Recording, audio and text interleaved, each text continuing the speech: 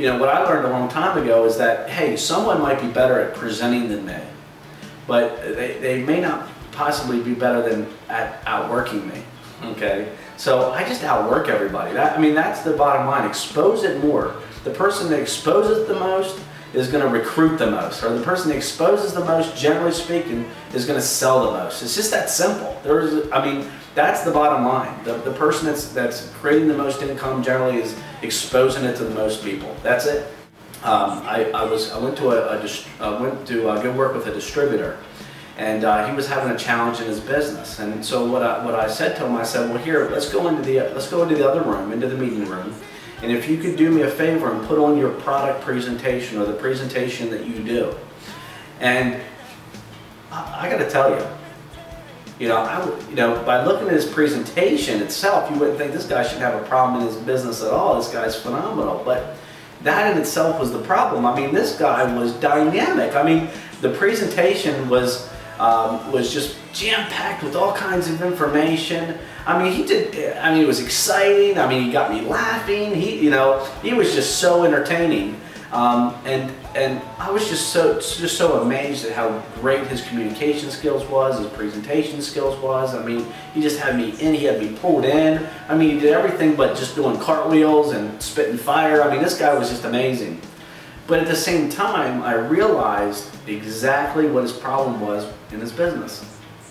As good as he was, and at doing his presentation, and he had elements of selling the product there, he had elements of recruiting in there, but if I was the customer and I was looking at this, or I was the prospect looking at this, I may say, well, here's what I would say. I would say, you know what, you're great, but I don't think that I can do what you just did. So as good as he was at presenting, okay, it was almost like that was his own challenge. He was getting in his own way.